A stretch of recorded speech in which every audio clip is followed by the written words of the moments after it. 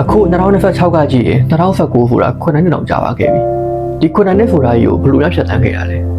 မတည့်ရင်2019ကမနှစ်ကလိုပဲမိုးရင်လင်းပြောရရင်အဲ့ဒီ2019 2020 2021ဆိုတဲ့နှစ်တွေကကျွန်တော်တို့အားလုံးအတွက်အတိတ်ပဲရှိတဲ့ကာလတွေအမုန်းတရားတွေရန်ညိုးတွေမရှိတဲ့ကာလတွေပျော်စရာတွေနဲ့ပဲပြည့်နှက်နေတဲ့ကာလတွေဒီကာလတွေရဲ့နောက်ဆုံးနှစ်လို့ပြောလို့ရတယ်ဒါပေမဲ့ကျွန်တော်တို့အဲ့တုန်းကဒါကိုနောက်ဆုံးနှစ်ဆိုတာမသိခဲ့ဘူးဒီလိုပဲအဖြူစိမ်းဝေးရတဲ့နောက်ဆုံးနေ့တုန်းကလည်းဒါနောက်ဆုံးနေ့ဆိုတာမသိခဲ့ဘူးဘော်ဒါတွေနဲ့နောက်ဆုံးအချိန်တွေ့တုန်းကလည်းဒါနောက်ဆုံးအချိန်တွေ့ပုံချင်းဆိုတာမသိခဲ့ဘူးဘယ်အရာမဆိုအချိန်ကြီးနောက်ဆုံးအချိန်ဖြစ်သွားနိုင်တယ်ဒါကြောင့်ပခါသနာတွေအပေါ်မှာပဲအာယုံမရောက်ပါနဲ့ဘယ်အချိန်ဒီမှာမဖို့တရားခိုင်တို့အပြည့်ရှင်တယ်မှာတကယ်ချင်းတွေနဲ့ fight ထိုင်တဲ့အခါဖုံးမကြည့်မနေနဲ့စကားတွေပြောပါ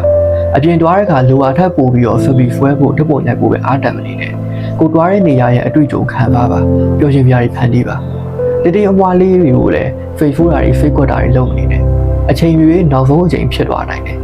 နောက်ဆုံးအချိန်မှာမလိုအပ်တာတွေလုပ်နေလို့တတိယအချာမကုံဆုံးလိုက်ရဘူးဆိုတဲ့နောင်တမျိုးမရဖြစ်တယ်